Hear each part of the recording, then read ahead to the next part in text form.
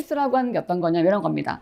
내가 뭔가 삶이 조금 좋아질 수 있도록 제공하는 것들인 건데 뭐예요? 무형의 것들인 것. 무형의 것이라는 것들인 거죠. 여러분들 우리가 이렇게 얘기를 하고 교환을 준비하고 하는 것들은 보이는 작업이긴 하지만 그런 것들 만드는 작업들이 눈에 보일까요? 보이지 않죠. 그리고 같은 콘텐츠라고 하고 같은 단어를 하더라도 어때요? 설명하는 사람에 따라서 이게 모든 내용들이 달라진다는 것들인 거죠. 그렇기 때문에 서비스업이라고 하는 것도 어떤 거냐면 누군가가 제공하는 사람에 따라서 또 제공받는 사람에 따라서 다 달라질 수 있다는 것을 같이 이해해 주시면 좋을 것 같아요. 그런 다음에 그래서 뭐냐면 사회가 발달할수록 어떨까요? 사람들은 그에 맞는 고도화된 서비스를 바란다는 것들인 거죠. 세상이 발달할수록 내 세계가 달라질수록 그만큼 뭔가 이 서비스를 바라는 요구 조건이라든지 이런 것들 니즈가 높아진다는 것들인 거죠. 그래서 서비스업은 지금 우리 국가 산업이 국가의 우리 그 GDP로 보시게 되면 거의 60% 정도 이상은 차지하게 됩니다. 근데 우리나라에서는 이 정도 60% 정도의 수준을 차지하고 있지만 선진국에서는 70%가 넘는다고 얘기를 해요. 그만큼 더 사회가 발전할수록 고도한 산업이 될수록 더 많이 발전하는 것을 서비스업이라고 보시면 좋을 것 같습니다. 자, 그래서 보시면 주요 트렌드라고 하는 것들이 있으면서 이 서비스업이 변화할 수가 있겠죠. 그래서 첫 번째로 보시게 되면 이런 것들인 거예요. 고객의 니즈가 점점 다양해지죠. 저도 지금은 예전에는 3년 정도 전부터 저는 강아지를 키우고 있거든요. 제가 생각했을 때 그때만 하더라도 강아지를 내가 키운다는 것도 생각도 안 했던 것 같아요. 근데 아이가 바라기도 하고 여러 가지 요건들 때문에 그 강아지를 키우게 되면서 저의 모든 요건들이 바뀌게 된다는 것들인 거죠. 여행을 가더라도 어때요? 지금 상황에서는 반려동물을 같이 들어갈 수 있나를 먼저 확인한다는 것들인 거죠. 저 입장에서는. 그만큼 뭐냐면 사람마다 사이트키라든 라이프 스타일이 많이 바뀌었다라는 것들. 그리고 또 어떤가요? 인간의 수명은 어때요, 지금? 우리 옛날에는 그쵸. 80세대라 80이라고 얘기했었는데 지금 어떤 거야? 100세 얘기하기도 하죠. 그러니까 어때요? 점점 고령화되다 보니까 거기에 많은 서비스가 필요하다고 볼 수 있다는 거죠. 그리고 또 뭐가 있나요? 요즘에는 어때요? 여러 사람 같이 사는 것보다는 어때요? 1인 가구 되게 많이 늘었죠. 그리고 또 같은 결혼해서 살고 있는 사람이라 하더라도 주말 부부를 한다거나 아니면 자녀가 출가한다거나 이런 식으로 해서 점점 가구 원수가 어떤가요? 변화하고 있다는 것들인 거죠. 거기에 맞춰서 고객의 니즈가 그만큼 다양해진다는 것들인 거죠. 자, 그 다음에 두 번째는 어떤 게 있냐면 이런 게 있습니다. 그래서 뭐가 있냐면 각각의 고객마다 어때요? 자기가 바라는 대로 자기가 원하는 경험들이 많다는 것들인 거죠. 사람마다 어때요? 자기의 경험이라든지 요구가 다르기 때문에 각각 경험을 더 중시한다는 것들. 또 뭐 있을까요? 거기에 맞춰서 그 사람한테 있어서 그 경험을 통해서 뭔가 남는 감정적인 것들이 필요하다는 것들인 거죠. 여러분들이 그럼 여행 가시게 되면 어떤 걸 느끼고 싶으세요? 네? 어떤 걸? 현지 문화. 현지 문화 같은 거 그때그때 달라요. 맞아. 그게 정답인 것 같아요. 맞아요. 어떤 나라에 이게 좋을 거니까 그쵸. 여기라는 A라는 나라 이렇게 하고 싶을 거고 B라는 나라 어때요? B라는 감성 느끼고 싶을 거예요. 그쵸. 그만큼 각각 사람마다 어때요? 자기의 경험을 가장 중시한다라고 보시면 되고 세 번째는 뭘까요? 여러분이 정말 많이 기술이 발전했죠. 여러분들 저희 이렇게 지금 아날로그로 이렇게 저희가 강의를 하고 있지만 나중에는 어떻게 해요? 디지털화 돼가지고 저희 유튜브에 나오겠죠. 이렇게 변화한다는 것들인 거죠. 또 어떨까요? 옛날에 우리 코로나 전에는 그냥 가야지만 봤던 여러 가지 것들이 지금 어떤가요? VR, AR로 해가지고 같이 경험할 수 있다는 것들인 거죠. 그런 것처럼 기술이 너무나 많이 발달하고 있다는 것들 같이 보시면 되고 또 가장 큰 거는 여러분 요즘에 챗 GPT 많이 활용해 보셨죠? AI 많이 활용해 보셨을 건데 단어 하나만 넣으면 어때요? 내가 생각할 시간보다는 더 많은 자료들 한 번에 이렇게 알려주기도 하기도 하죠. 그런 것처럼 기술이 발전하면서 그만큼 사람들을 많이 변화하고 있다는 것도 같이 보시면 좋을 것 같습니다. 그리고 마지막은 이겁니다.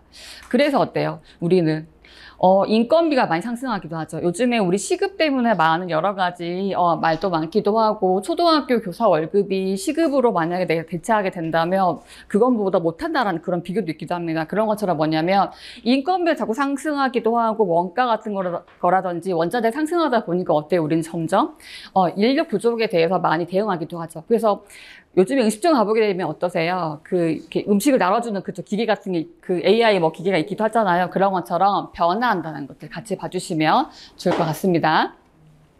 자, 그래서, 우리가 이제 여러 가지 많은 것들이 있긴 하지만 저는 오늘 개인화에 대한 거에 대해서 다 같이 말씀드린다고 말씀을 드렸는데 각각이 개인화별 여러 가지 니즈가 많이 높아졌다는 것들인 거죠. 여러분들은 뭔가 물건을 구매할 때 어떠한 기준을 구매를 하세요? 내 맘대로. 네. 내 맘대로. 그 내 맘의 가장 큰 기준은 뭘까요? 그 제품에 따라 달라질 수 있을 거예요. 그렇죠? 내가 만약에 정말로 필요한 물건 사긴 하는데 당장 급하지 않으면 어때? 조금 미뤄다 사기도 하기도 할 거고 할 건데 그런 것처럼 뭐냐면 가까운 사람들은 어때요? 나만의 것들 바란다는 것들인 거죠. 그래서 요즘에는 여러분 어떻습니까? 네이버 같은 데 내가 쇼핑을 하다가 잠시 보류하고 다시 보류하고 다시 검색하게 되면 어떻게 돼요? 내가 그냥 맞춰가지고 그쵸 검색할 수 있도록 도와준다는 것들인 거예요. 광고 같은 것들도 내가 기존에 검색했던 것들을 기반으로 해서 걔를 계속 띄워준다는 것들인 거죠. 그래서 네이버가 내 마음에 이렇게 잘하나 생각하지만 그게 아니라 뭐예요? 개인 맞춤화, 빅데이터를 기반으로 해서 개인 맞춤화로 서비스 해준다는 것들인 거죠.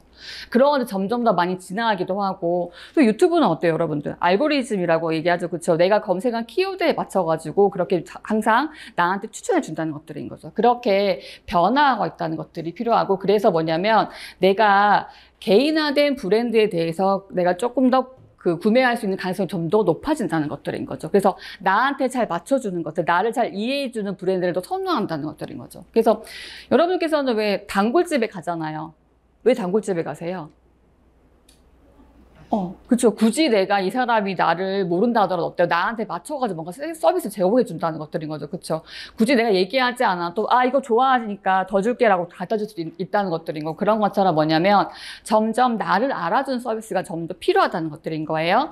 자, 그래서 보시게 되면 이런 게 필요하죠. 그래서 내가 뭔가 사람들한테 있어가지고 내가 보면 고객 유형도 파악하기도 하고요. 고객 행동이 어떤지도 같이 파악하는 게 필요하겠죠. 그러면서 내가 각각의 관심사 같은 것들을 같이 필요하면서 이제 뭐가 되는 거예요? 내가 개인 맞춤형을 해서 뭔가 추천할 수 있는 시스템을 만들어가는 게 필요하다는 것들인 거죠. 그래서 여러분께서도 점점 보시게 되면 내가 왜 내가 왜 자꾸 여기 유튜버에 있는 유튜버를 자꾸 들어가게 되는지 아니면 그 관련해서 왜 내용이 뜨는지에 대해 생각해 보시게 된다면 이런 것들 기반으로 해서 하는 게 아닐까 생각이 듭니다. 고객의 경험이라고 얘기하는데 내가 뭔가 브랜드를 활용했었을 때 아니면 내가 물건을 샀었을 때 이용하는 모든 것들을 고객 경험이라고 할 수 있습니다. 이런 것들이 뭐가 있냐면 이런 것들인 거죠. 내가 뭐냐면 항상 내가 경험을 할 때는 특별한 개인으로서 내가 뭔가 존중받고 싶고 대우받고 싶어하는 그런 마음이 있다는 것들인 거죠. 그래서 이런 걸 뭐라고 하냐면 예를 들어서 이런 겁니다. 여러분들 내가 가방을 사요.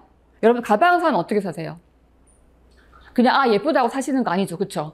어떻게 하세요? 검색도 해보기도 하고 다른 사람 뭔가 가방을 가지고 다니나 또 나는 어떤 걸 좋아하나 보면서 이렇게 검색하기도 하고 또 어떻게 하면 내가 싼 가격에 살 수 있을지도 보지 않으세요? 저만 그럴까요? 그러세요?